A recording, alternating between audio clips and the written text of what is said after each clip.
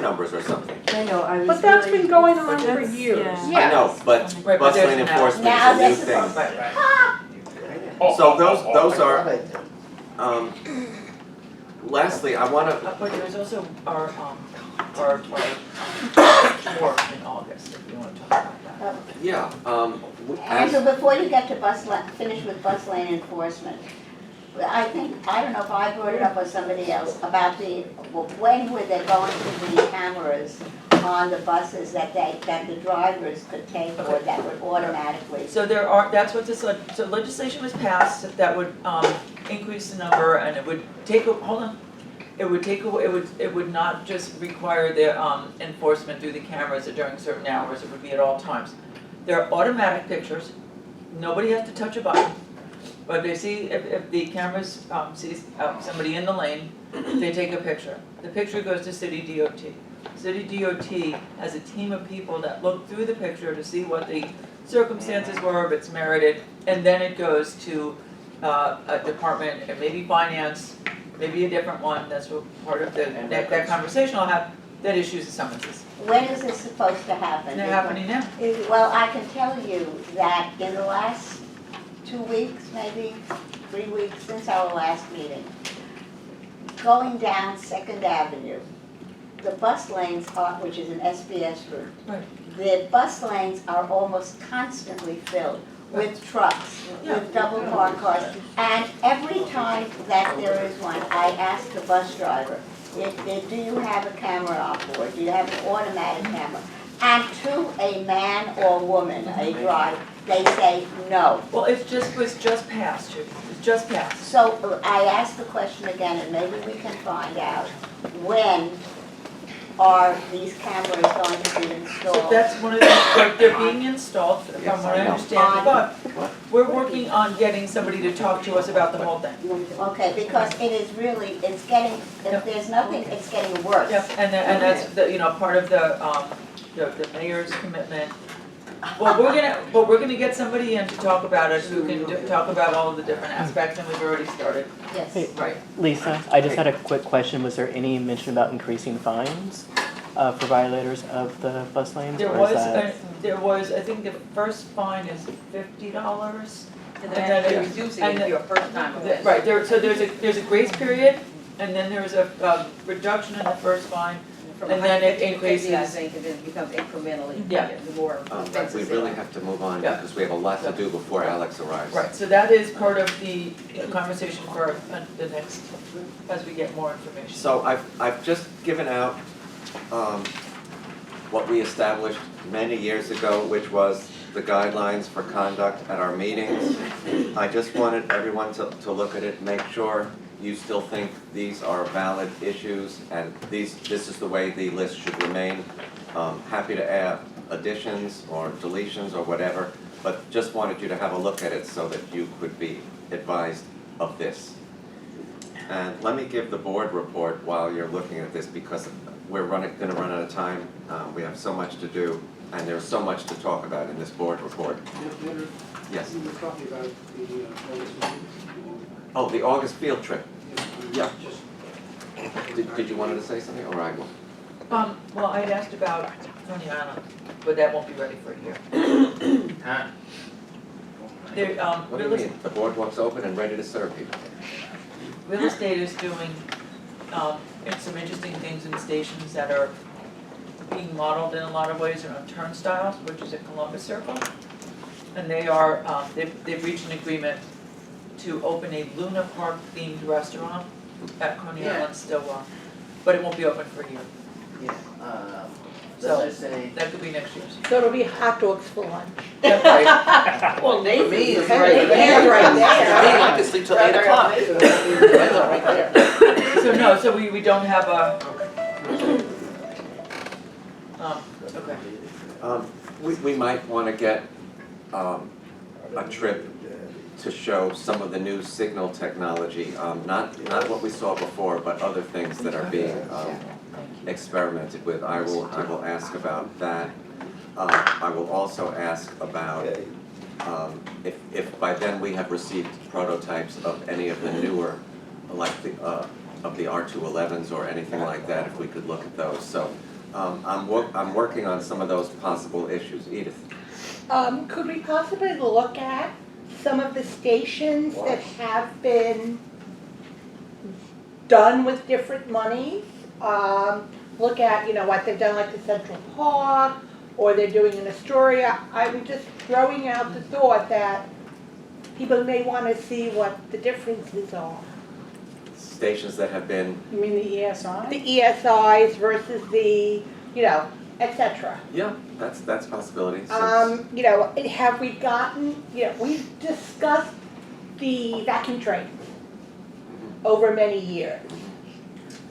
Are they actually, could we see one? It would be interesting also if we could look at, when we looked at wideband.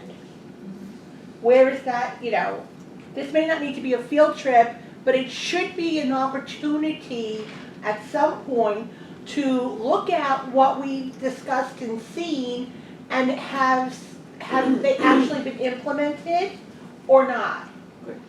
Yeah, we can do so. That's a possibility as well. Anyone that has the ideas, any more ideas, just send them our way, because we'll be planning that in July, obviously. Or sooner, Or soon, which well, is next week. Yeah, next week.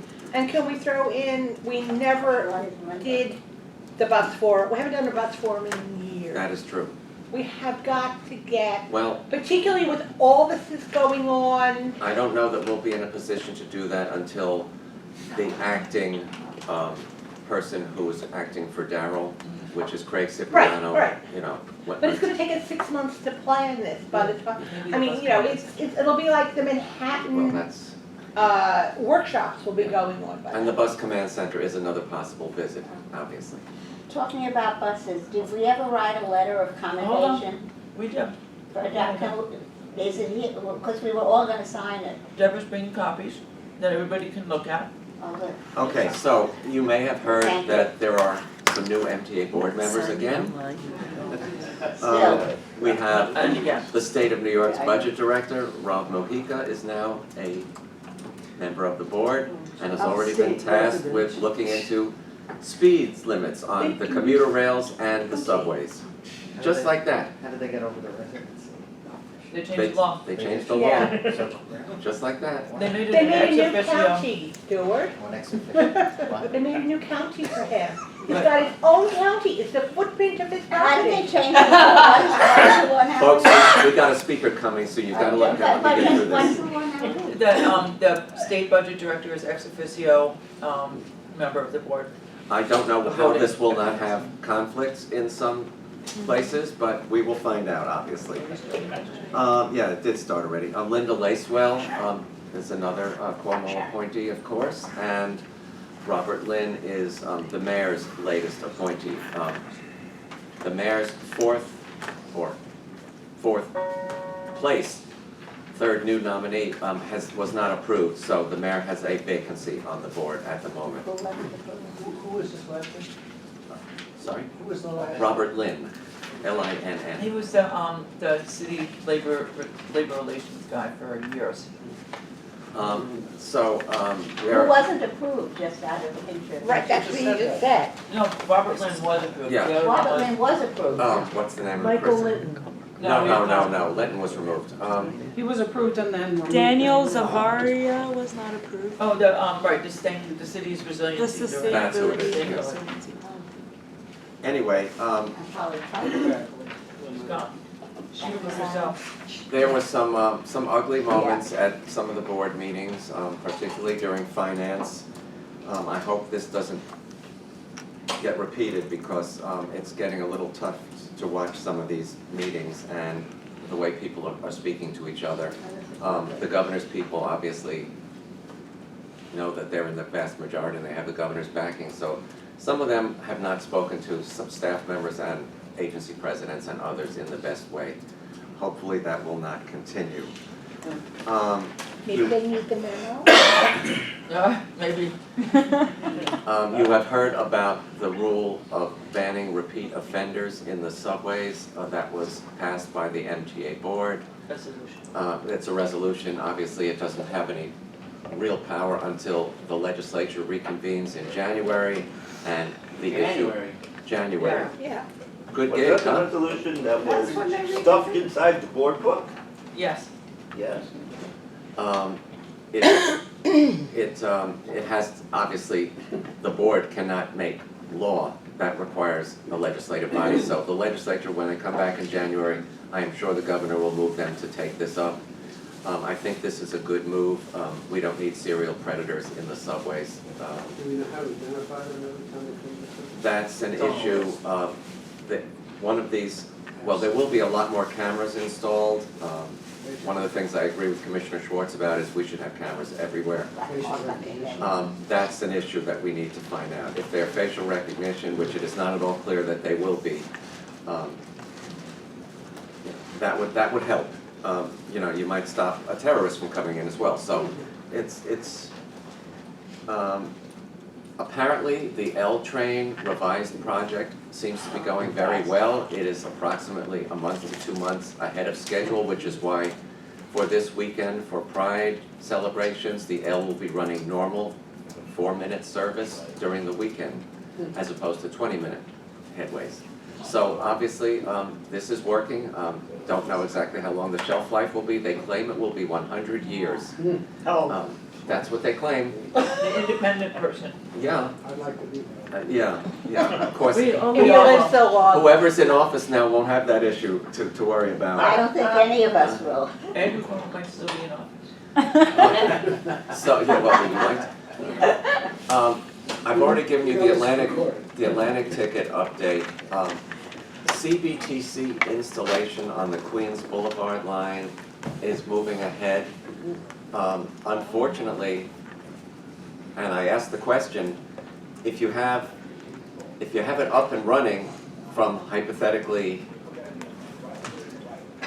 Parsons Archer or 179th Street and Hillside, but it only is as good, it's only being installed to 47th, 50th Street on the F route and 50th and 8th on the E route, what happens south of those points?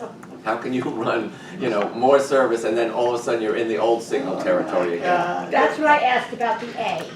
Exactly. And I got a roundabout answer.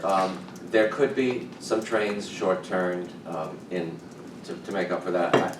Just like the buses. Yeah, but I suspect that the 8th Avenue corridor is the next corridor that they're very serious about for CBTC installation. And the Culver line in Brooklyn as well. So, you know, maybe these things will get extended. We all look forward to more and better signals.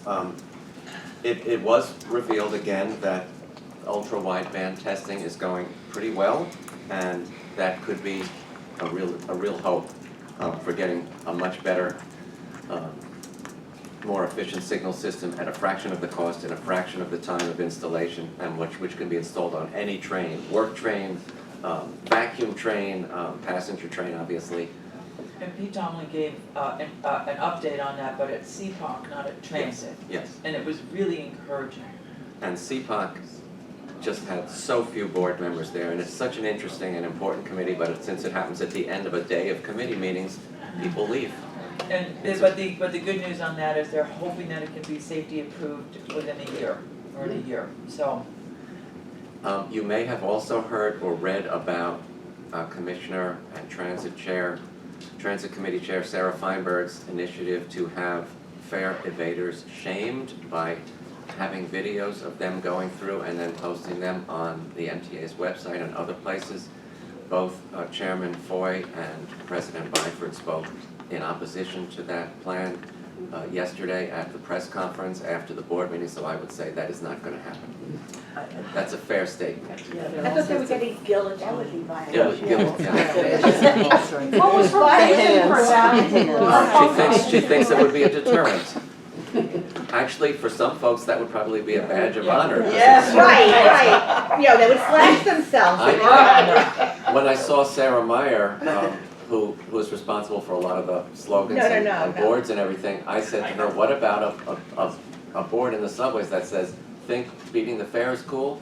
then you must also think a $100 fine is cool, you know, something like that. And she goes, ooh, that's interesting. I doubt she's gonna use A it. friend of mine No, told me they've today used they're something too like nice that. and they shouldn't say, please pay your fare. They are. Right, They exactly. should say, pay your fare, Or else. don't pay your fare if you date. Well, now it says paying your fare helps us provide better service. Anybody cares. They should also say, go out the turnstiles, not the gates, not just for fare evasion, but for service I provision. have reported the exit gate at one of my stations, which was an enhanced station initiative, whose slam gates, as you know, are really low and people can just reach over and open them now. Yeah. This one will not close. The spring is broken. It has been open endlessly for over a week. People just This streaming morning I in. saw a bicycle go through the actual security system and bikes can get through there. Yeah, Happens Yeah. all the time. Baby carriages, bike, rolling, I'm telling you, all walks of life are Aren't they being supposed to affected. be paying for, Yeah, you know. redoing those Yeah. gates so that They Yes. are redoing those They're gates redoing and they're terrible. They're terrible. They're absolutely horrible. They are so heavy. What is the cost? No, I'm talking about the enhanced station slam gates. They're light No, as the a ones feather. that are very low, and Yeah, now that's- they're gonna make them high again. You're right. That was a I'm wondering, ridiculous what is the oversight. cost of that? Don't know. Could we find out? We Because certainly that is will. so stupid. But We gotta do a few things before our speaker comes, so I'm not trying to cut anyone off, but I just, Business, please. we gotta do old and new business. Yes, that's what I'm trying to. We have an Do election. we have to approve this letter, or is it's going out?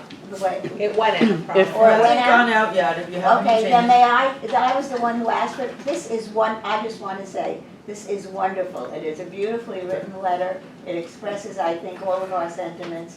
And if we do have to approve it, I would make a motion that we approve it so it can go out immediately. Second. What, Very nice.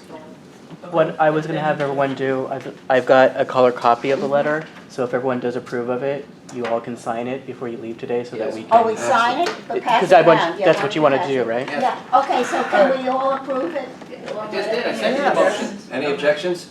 Great. Great, Alright, So- so are you done with the chair? I am done. Okay, so let's do the elections real quick, because Alex is gonna be here any minute, okay? So we had, at our last meeting, we had nominations for, the position of chair and vice chair, and the executive committee, representatives from TRC. So I would entertain a motion for the same slate, that was proposed, which was nominated, which is Andrew Albert as chair, Bert Strauss as vice chair, and Andrew and Bert as our representatives on the executive committee. May I have a motion for that? Does anybody have any objections or, well, Took a fool. may I have a motion for that, please? Make a motion to keep the good slates where they are. May I have a second? Someone second. Are Second. there any, is there any discussion? No. Are there any, I'm saying no, because I'm trying to move fast. So pass it down. okay, then, all in favor? Edith, raise your hand high. Any opposed? Abstentions? Terrific. Thank you So all. the motion, I think- the vote carries, thank you. Quickly, old business. Okay, so Oh, let's wait, so stand. Alex is here. You wanna do this after? We're just changing places. Andrew, I can be quick, because mine is old thing. Okay, let's do it. Quick. Can we in the future do something with NYPD, can invite the captain or the chief again, discuss what they've been doing with issues with, on the subway lately, because there's been a lot of hate crime increasing lately on all the trains. Yes, they give those statistics every month at the board. Yes, but it's increasing very high. And I'm seeing a lot of it on the website saying due to a rude passenger. Actually, Chris, they give it to us by transit districts, you know? And I noticed in the district that it had, for instance, the highest number of anti-Semitic and anti-Muslim Yeah. crimes, it was way down this month. Oh, I wasn't going for that Well, part. Ramadan. But of course, that's not every transit But district. no, that is good news, actually, I'm glad. But there's still other issues regarding people who might have emotional issue problems or something, other issues, or sleeping on the train, or So really. that's not hate crime. Well, there's more I'm saying, I'm just putting that part in. We will There's a do new that, homeless Chris. Because some of them may be homeless, some might act, some don't. I'm also told that hidden cameras are being put in places of where these issues are known to happen, and they're capturing some of them. Then I'm fine, but I appreciate you if you can keep us up to date. Absolutely. Thank you. Anything else? I wanna hear Alex as well. That's what I'm talking about. And Sarah. Okay, so pleasure to introduce Alex Elagudin, whom I think everyone in this room knows. Alex became the first ever New York City Transit Senior Advisor for System-Wide Accessibility in June 2018. In 2003, when Alex was in college, a deer-related car accident led to a spinal cord injury, and today Alex uses a wheelchair. In 2011, he co-founded Wheeling Forward, a nonprofit organization with a mission to help people with disabilities integrate into the community by learning to overcome barriers. In 2015, he became the Accessibility Program Manager of the New York City Taxi and Limousine Commission. He received a JD from Hofstra University Law and became a patent attorney while also pursuing a career as an accessibility advocate. A South Brooklyn resident. Now I'm wondering, does that mean the actual neighborhood known as South Brooklyn, or do you mean Southern Brooklyn? Southern Brooklyn. All right, There can only be one South Brooklyn. because there is a South Brooklyn, which was Erie Basin to some people, as you know. I actually live in Coney Island. Oh, well, that's really South Brooklyn. You can't get further south than that. Why not say Coney Island? Alex, welcome. I didn't write it. Thank you. Welcome. So we're gonna give an update today. We could probably take 4 hours to do this, but we're gonna do our best. We've had a very busy year. Those of you, like Chris, who serve on our active committee, will find this update a little repetitive in the sense that we're using a very similar presentation. But why don't we get started? Unless anyone has anything introductory, but we're going to update you what we've done over the last year. We're going to focus heavily on subways and buses, not because Access-Ride doesn't matter, but within an hour, that's all we're going to be able to get to. Access-Ride is in here, but the further we get, the more we'll see, okay? So, very high level, when we started, the reason we used this presentation, what we did for ACTA, we had a lot of new people, but as you all may or may not know, we have 5,800 buses that are fully wheelchair accessible. We have 120 stations currently that are accessible. That's 24% of our system by station count, 48% of our overall ridership. We have, you can go to the, go to the next one, sorry. Go back, actually, yeah. I'm sorry, I'm gonna go here this way. Sure. 25 stations are in progress, and then we have another 50 slated as part of the fast forward plan. It's not on the slide, but if you did the math, that'll get us to about 40%, give or take, of our station count. If these 25 get done and fast forward comes through with their 50, we'll be 40% of our system. Major, major improvement, almost doubling in 5 years. And we'll have probably 60% of our ridership accounted for in those stations. So pretty significant improvements possible in the next 5 years if we can deliver on those promises. So very exciting stuff. Next slide. So talking in the realm of fast forward a little bit, you all know this, we're looking to do 50... See, that proves you're from South Brooklyn. You just said y'all. Yeah. See, even There you go. You got me. You got me. I got you. You got me.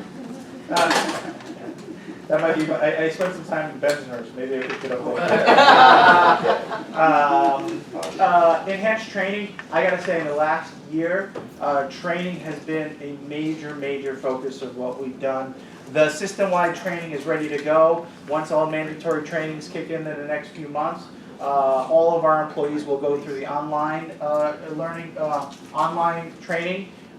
We've shared it with some folks. It's about a 30 to 40 minute online that all 50,000 employees will go through. It's very tailored. We think it's very good. We've had it reviewed by some advocates and other things. We've done a complete revamp of the buses training, which is going to be launching next month. Big deal, new videos, completely new content. We took a look at our top bus complaints. We used that as the frame setting. A lot of our training was about how to operate the lift and the ramp. We don't have lifts in our bus system anymore, except for express buses. And the amount of complaints we were getting about our bus equipment was very low now. I mean, it's being dominated by assistants, customer service type stuff, curbing and kneeling, service animals, all kinds of different things. So we changed the training to really address as to what's the problem today, not the problem of 10 years ago. We're getting ready to revamp our subways training. There's a lot of things we can do better on that front. So again, major training changes that will take time for people to see. We believe in the short term people will see it as well, but certainly over the next 5 to 10 years, the level of customer service and disability sensitivity that our employees have should change a lot. So training has been what Andy Byford would call a quick win for us.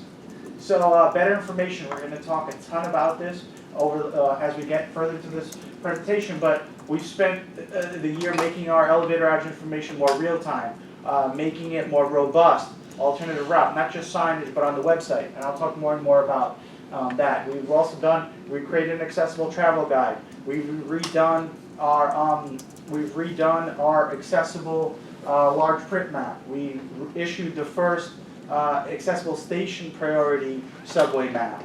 We're looking at, how can we make our bus map more accessible? Alex, I'm sorry to Yes. interrupt you. The new large print map, subway map, Yes. does that show the latest changes? Is that up to the minute? One World Trade Center's on there. Yes, it Okay, is. so I that would be the latest. That's the latest, yeah. Okay, great. So on one side it's large print, on the other side it's all the ADE stations much more prominent. So you can see. You mean WTC Cortland? WTC, Yeah, yeah. sorry, Oh, good. yes, WTC.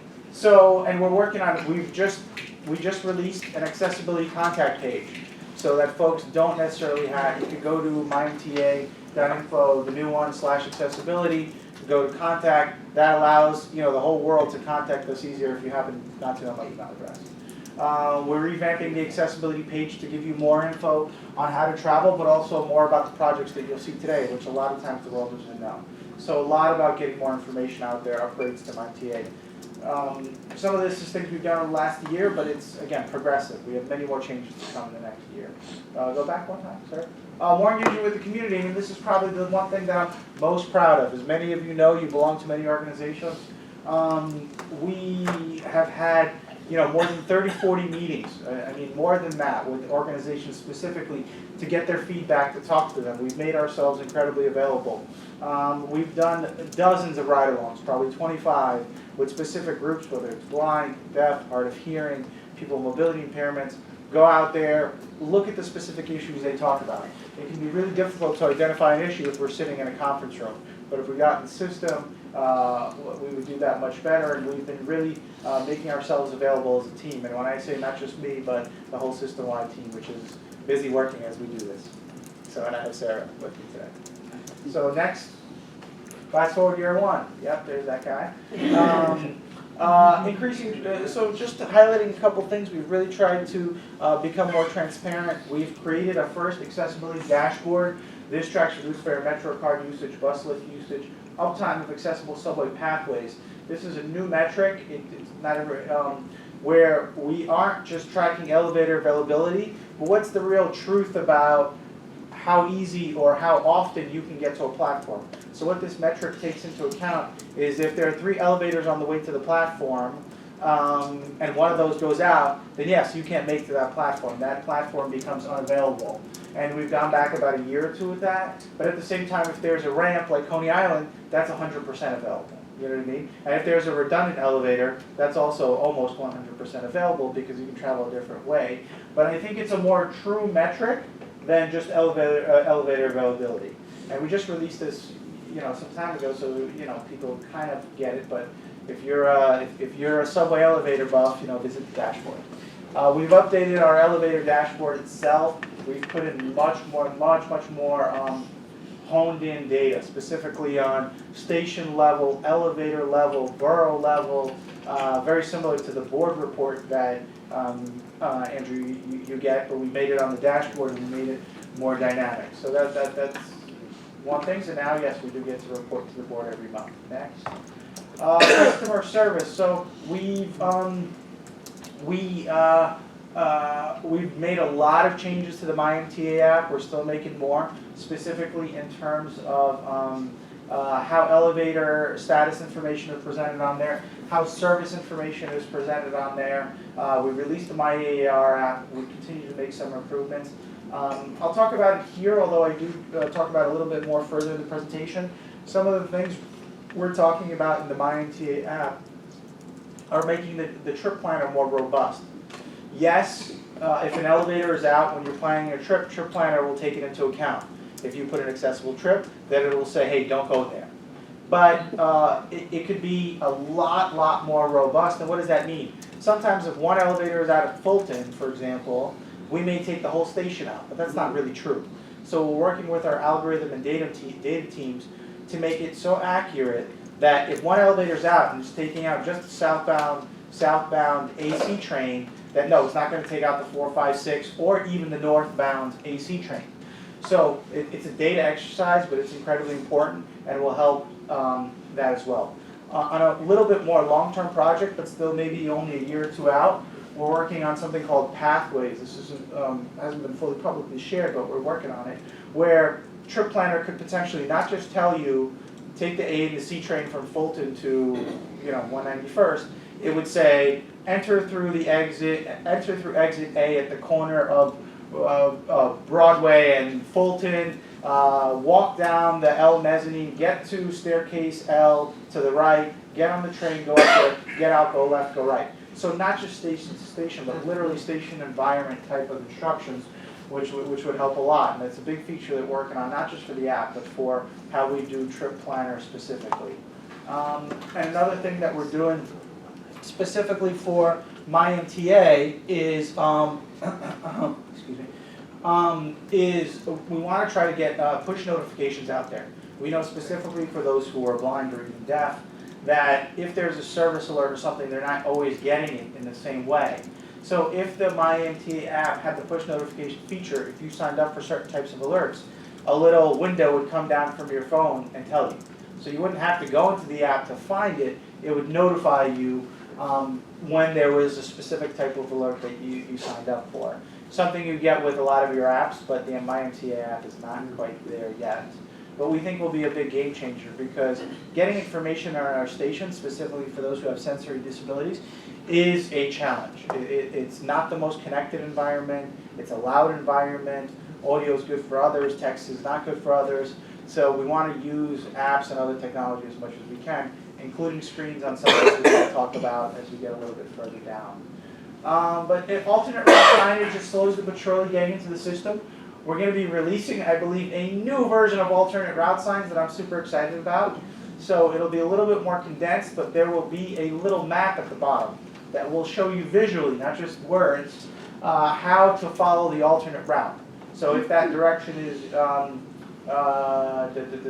take the Uptown 5 to 51st, we would show you a little diagram of what that looks like, and then what you would do. Otherwise it would be the 6. The 6, I'm sorry. The 6. There you go.